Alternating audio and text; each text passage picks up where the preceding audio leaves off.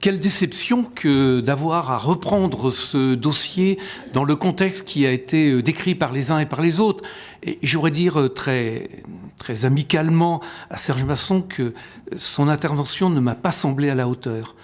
On ne peut pas, dans un dossier de cette nature, avec l'importance qu'il a, la gravité qu'il a, uniquement se contenter de posture, de dire « j'incarne en quelque sorte la générosité et je ne regarde pas ce qu'il y a à côté, je ne regarde pas les réalités qui arrivent ». Or, je vous rappellerai, puisque un certain nombre d'entre vous ont voulu faire un petit peu d'histoire, vous dire qu'il s'était passé un grand moment dans ce département lorsque nous avions reçu quelqu'un qui est animé d'un certain, on pense ce qu'on en veut, mais d'un certain charisme, d'une certaine manifestement bonne volonté de faire passer un certain nombre d'idées, qui était Martin Hirsch.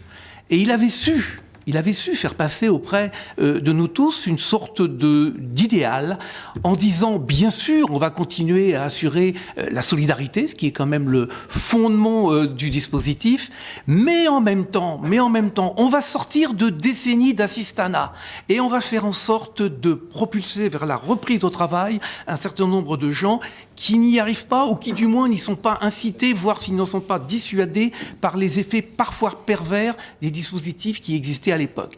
Et nous avions voté, peut-être pas à l'unanimité, mais je fais appel à ceux qui étaient là, avec un très grand ensemble, et j'irais presque avec une sorte d'enthousiasme. Mais dès l'époque, moi, je me souviens d'avoir dit, notamment avec Martin Hirsch, avec qui j'ai eu l'occasion de parler plus particulièrement, de dire c'est parfait, mais il faut aussi avoir l'humilité face à ces grands éléments, de dire à un moment, on évalue, on mesure.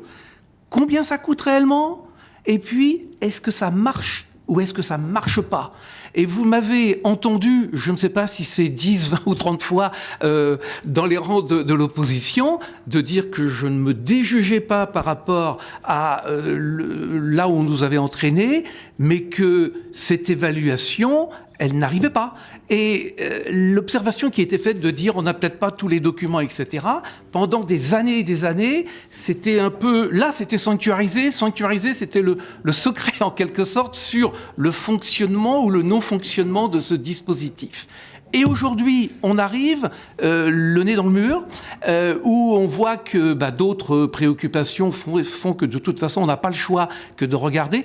Soit dit au passage, ce matin, et c'était très intéressant, c'était vraiment très bien d'avoir fait le débat que l'on a fait, mais parfois j'avais un doux sentiment d'irréalité, parce qu'en disant, on parle de projets tout à fait considérables, alors que, vous le savez bien, la presse le dit, j'ai vu même qu'il y avait un excellent titre qui le rappelait ce matin, 11 départements ne passeront pas la fin de l'année, dont l'hiver, dont le plus gros, le département du Nord, que les projections font que 30 départements sont donnés comme étant incapables de faire face, alors on va dire aux AIS en général, au-delà même du RSA, et que 70 à l'échelon de 2017 sont prévus comme étant incapables de faire face à leurs obligations.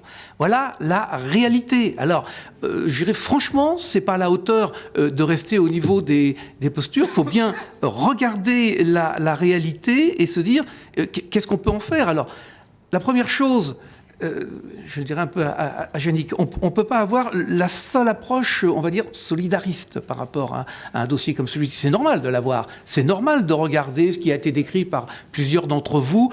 Tout cela est vrai, mais il faut bien aussi retomber sur les équilibres économiques et puis essayer d'inverser enfin ce système qui n'aide pas à la reprise du travail. Il faut le savoir, je ne sais plus qui me disait, mais de toute façon, on sait qu'il n'y a pas assez de travail dans l'heure. Un travail occupé, pas un travail volé à un autre. C'est un emploi de plus qui se développe. On fait le pari, quelque part, du déclin, ou on fait au contraire le pari de redynamiser, de refaire travailler tout le monde, de redévelopper notre secteur. Alors, la lutte antifraude, je pense que quasiment... Alors, antifraude ou antifraudeur, etc., on ne va pas tomber dans la sémantique. Je crois qu'on est tous d'accord pour dire c'est une nécessité. J'ai entendu parler des CCAS, des CCAS communaux, mais oui, essayons de ne pas trop nous en éloigner, car là, on a une connaissance fine, voire ultra fine, en secteur rural, qui, franchement, détecte de façon quasiment intégrale tout risque de cette nature, et je crois qu'il faut y aller. est-ce qu'il faut avoir la tentation de dire on va redonner le bébé, si on ose dire, à l'État? J'ai vu que l'idée était... Faites bien attention avant de soulever une idée comme celle-ci. D'abord, je crois que nécessairement, elle va éloigner le dispositif des personnes qui doivent être aidées. Je pense que ce soit une chose très très bonne pour elles. Et puis...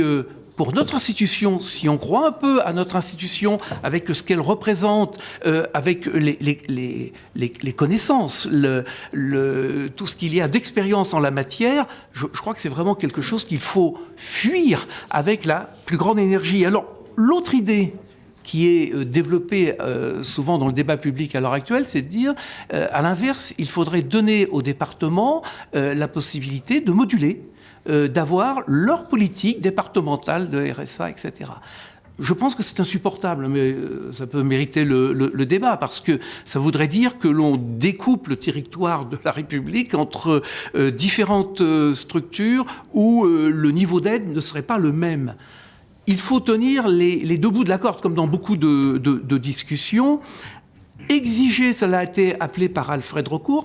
On pourrait quand même rappeler, par contre, que je crois que c'est Jean-Pierre Raffarin qui avait fait rentrer dans la Constitution ce principe de la compensation. Hein ?